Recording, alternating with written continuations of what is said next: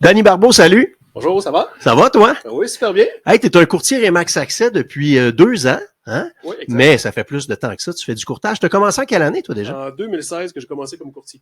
Puis qu'est-ce qui t'a amené à faire du courtage immobilier? C'est une excellente question. Parce que, c'est sûr qu'après ça, les gens vont dire, tu étais courtier depuis 2016, mais ça, j'ai un bagage avec.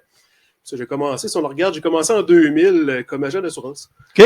Fait que, j'ai commencé à l'Industrielle Alliance, j'ai quitté après ça en 2002 pour tomber pour Promutuel. Puis ce que je trouve drôle, c'est notre voisin.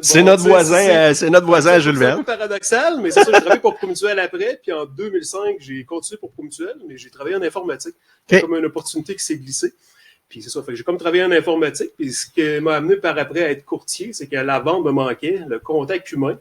Puis, tu sais, je trouvais que ça mixait en tant que tel la vente, l'informatique, puis un petit peu de tout. Fait que, tu sais, c'est vraiment ça qui m'a fait guider, puis changer vers l'immobilier. Puis c'est de rentrer avec les relations aussi, les relations humaines. Là. Ben, ça c'est le fun que t'en parles. Puis la plupart des courtiers le mentionnent depuis que j'ai commencé ces capsules-là. La job de courtier, avant tout, c'est une job d'humain, hein. Ouais, Puis les gens aiment ça. Puis je pense que c'est encore là, c'est ce qui t'a amené un peu à faire du courtage, c'est d'être en contact avec le monde. Exact. Puis tu sais, beaucoup de gens vont penser que tu sais, c'est routinier, tu vends des maisons, tu vends des condos, achètes tout ça. Mais tu sais, au-delà de ça, ça va un petit peu que le slogan que j'ai mis cette semaine, c'est au-delà de l'immobilier, mais tu sais, c'est ça, c'est contact humain. Tu sais, j'ai rencontré beaucoup de gens, plus au mois de novembre, décembre, ça faisait 40, 50 ans qui étaient dans leur maison. Fait qu'eux autres, c'est la première fois puis dernière qu'ils vendent une maison. Fait que il y a beaucoup d'émotions, tes voix après ça sont fiers de leur maison. Puis là, après ça, ils vendent ça. Fait que tu es là pour les guider, puis ils savent pas trop comment que ça marche non plus. Fait que tu sais, puis il y en a, veut pas, tu vas rencontrer sa jeune famille, part un appartement, commence un enfant, après ça, 2 enfants, après ça, naturellement, c'est 40% de célibat au Québec. Fait que fait que tu vois un petit peu toutes les émotions là-dedans. Puis cette semaine, justement, j'étais avec des clients que j'ai acheté avec eux autres, après ça, vendu avec eux autres, puis là, ils se séparent. Fait que tu sais, t'es guide un peu là-dedans, mais tu vois les émotions, puis ils vivent les mêmes émotions que tout le monde. Là. Il y a beaucoup de psychologie là-dedans. Beaucoup. Ton exemple est super, là. T'as fait plusieurs transactions avec le même couple. Exact. T'es vu évoluer, jeune couple, parents, puis là, malheureusement, ben c'est la séparation. Ben, toi, faut-tu deal avec l'humain qui est dans des états d'émotion complètement différents. Exact. Puis des fois, quand il y a une séparation, il y en a un qui l'a décidé, l'autre, il le subit. Fait que tu sais, c'est jamais évident non plus. Mais tu sais, t'es là, t'es de façon neutre, t'es là assez impartial, puis t'es là pour les guider là-dedans, puis tu sais, les ramener à la transaction. Mais tu sais, faut que tu comprennes aussi leur réalité, là, tu sais, une séparation ou peu importe. Là, c'est pas drôle pour personne. C'est pas drôle, ou des fois, il y en a qui vendent, puis tu sais, le mari est décédé ou la femme est décédée. Fait que les vendent de la maison, fait qu'ils sont en deuil. Fait que tu sais, c'est tout le temps quelque chose, c'est le contact humain, puis d'être au-delà que juste les 4 murs de la maison ou du condo. Là. Puis à part d'être courtier immobilier dans la vie, puis je te sens très passionné de ta job, là, puis tout ça, mais en fait, c'est même pas un emploi, hein, c'est quand on est courtier souvent. Moi, je dis, moi, je travaille pas, tu sais, puis je peux pas dire, ça me rapporte 20$, 40$, peu importe, là, tu sais, je compte pas mes heures. Fait que, tu sais, le monde va dire, tu fais combien d'heures? J'en ai aucune idée. C'est une passion, fait que, tu sais. Exact. En fait, c'est que tu travailles presque tout le temps aussi. Tout le temps, matin, les gens qui sont là juste pour l'argent, tu sais, c'est sûr que les autres t'offrent pas, là, tu sais. Ben, effectivement. Malheureusement, il y en a quand même peut-être. quelques-uns, mais tu sais, il faut vraiment être passionné de ce qu'on fait, là. On n'ira pas là-dedans aujourd'hui. On pourra en parler longtemps de ça. Exact. Puis si je reviens au gars, Danny, là, pas le courtier, mais le gars, qu'est-ce qui te passionne dans la vie à part ton métier? Ben, c'est beaucoup l'activité physique, tu sais, parce que, tu sais, à un moment donné, on travaille, mais tu sais, à un moment donné, il faut avoir un équilibre aussi. Tu sais, jouer au hockey, comme là, jouer au hockey, ça recommence, là, justement, jouer au hockey 2 fois par semaine, mercredi, dimanche, puis tu sais, c'est aussi la rencontre avec les boys, l'esprit d'équipe, fait que, tu sais, ça, c'est super le fun. Je fais de la course aussi, je fais du vélo, ben, tu sais, je faisais du vélo de montagne jusqu'à l'an passé, là, je me suis blessé, je pense, je sais pas, je vais en refaire, mais, peut-être un peu trop rock'n'roll, c'est ça, j'ai peut-être plus l'âge pour ça, mais tu sais, je fais beaucoup de sport qui permet d'avoir un équilibre aussi entre travail, passe-temps, puis un petit peu dans tout. Là. D'ailleurs, est-ce que je me trompe? Parce que ceux qui sont peut-être déjà allés dans ton bureau, tu as le chandail de Patrick Roy. Ouais, exactement. Mais au Colorado. Au Colorado. Donc, tu n'es pas un fan du Canadien de Montréal. Je suis un fan du Canadien, okay. Mais de ce temps-ci, on s'affiche un peu moins. Non, mais on le dira pas, c'est ça. On dira rien. C'est ça. Puis, tu sais, des fois, il y en a qui me niaisent avec Patrick à l'arrière. Il dit, on voit c'est qui est le roi du bureau. Tu sais. Mais bon. Ben, il est beau ton chandail dans le cadre. Puis, ça, c'est drôle parce que le bureau, t'as pas décoré. J'avais comme une photo. Puis les gens me disaient, ton bureau, il est vide. Fait que là, j'aurais ça à vendre, des peintures, t'as l'affaire.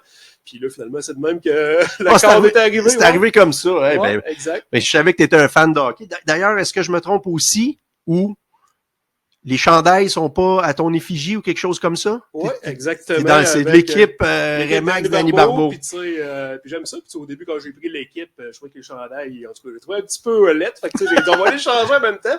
Là, les gars, ils disaient, j'avais avec un set. Là, les gars, ils ont pourrait en avoir un deuxième noir. Fait que j'en ai fait faire un deuxième. Oh! Puis là, il dit, finalement, on pourrait peut-être en avoir un blanc. Fait que là, ça va peut-être être à suivre dans les prochaines années, parce que tu en es plus de 50 ans à jouer. Là.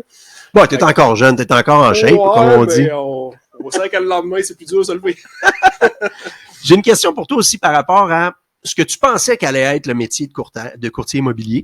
Tu sais, quand tu te dis, moi, je vais aller suivre le cours, là. Puis la réalité. C'est quoi qui te marque le plus entre, je pensais que c'était ça, mais il y a un volet que j'avais complètement oublié. Ben, c'est sûr que, dans le cours, on a beaucoup de théorie.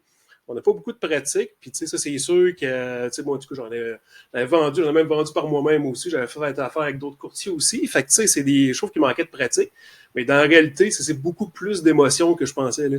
Je pensais que c'était plus vendre, puis faut vraiment chercher les clients acheteurs, faut que tu les guides, mais faut vraiment que tu les guides le mieux possible. C'est beaucoup, puis il y a beaucoup de sollicitations, surtout de ce temps-ci, les contrats n'ont pas bien. Fait que là, il faut que tu sollicites les gens pour vendre. Fait que ça, c'est ceux qui en font pas, t'offres pas. Là. C'est le côté peut-être plus difficile, puis peut-être un peu plus plate du marché actuel, c'est qu'il y a tellement un manque d'inscription que là, ben tout le monde essaye de tirer son épingle du jeu, comme on dit. Puis les gens vont dire, c'est le fun d'être courtier, tu vends vite. Il n'y a rien de fun là. Avec les acheteurs, présentement, tu fais des offres, tu les as pas.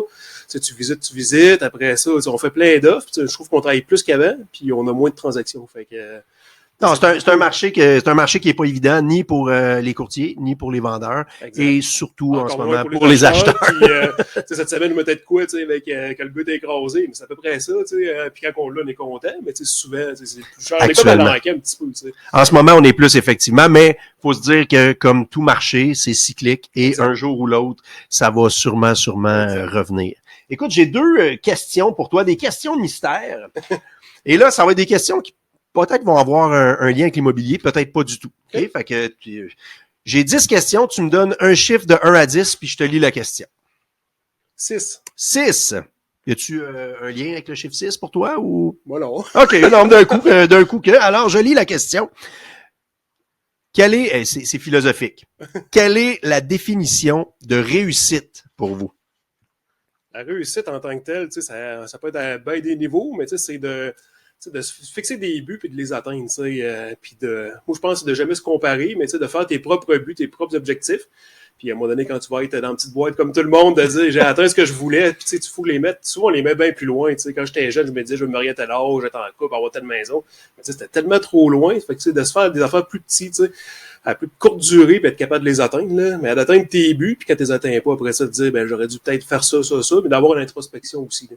Hey, je pense que c'est à ce niveau-là. C'est une super bonne réponse, très, très philosophique bon en plus. Hein, c'est vraiment bon. On dirait que je m'étais préparé, mais zéro. Alors, c'est la question mystère. Il y en a une deuxième pour terminer cette capsule-là. Ouais, donc, un autre chiffre d'1 à 10. On va prendre le 2, fait que ça va faire mon jour de naissance, 26. Oh, OK. C'est pas pire, hein? C'est très concept. Écoute, celle-là, elle a un lien avec l'immobilier, mais la question, c'est si vous aviez à comparer votre métier de courtier à un autre métier, qu'est-ce qui viendra en tête puis pourquoi? On l'a dit, je pense, un peu depuis tantôt, mais je pense que c'est le psychologue, parce que c'est vraiment le côté humain, puis d'être vraiment avec la personne, puis de poser des questions. Souvent, après ça, les gens, on pose des questions, puis ils nous donnent les réponses, qu'est-ce qu'ils veulent. Il faut beaucoup de poser de questions, puis les faire parler. Un psychologue, c'est pareil, il va te poser une question, puis là, après ça, tu pars pendant 15 minutes, mais tu le payes pendant ce temps-là. Ouais. Au bout de la ligne, il lui parle pas bien, fait qu'il t'écoute. Fait que c'est la même affaire, c'est d'écouter les gens après ça, puis ils vont tous te dire ce qu'ils veulent après ça, puis c'est de l'écoute. De l'écoute. Ouais. Hey, t'as eu 2 questions mystères pas faciles, puis ta réponse, non, mais c'est réponse. Comme sur le divan du psychologue, c'est le même principe. C'est le même principe. Tu t'écoutes, mais c'est à peu près ça aussi quand t'es courtier. Non, t'as raison. Puis souvent, on a des gens qui parlent, mais à un moment donné, faites d'autres choses que parler, écoute, là, tu sais. Faut écouter le besoin du client, exact, vraiment. Puis d'écouter vraiment la réalité, il va tout t'expliquer, tu sais, puis t'es capable après ça de le guider là-dedans, puis de l'accompagner de A à Z. Là. Hey, Danny, ça a été un plaisir de faire cette capsule-là, cette première capsule. La glace est brisée. Là, il commence à faire chaud autour du foyer, mais si je te réinvite dans une couple de semaines, peut-être à l'extérieur ou ailleurs, ça va-tu te tenter d'en faire une autre? J'en fais n'importe quand. Hey, cool, je te dis. Vraiment aimé ça. Ah, tant mieux, je te dis à très bientôt, mon ami. Merci, à très bientôt. Bye. Bye.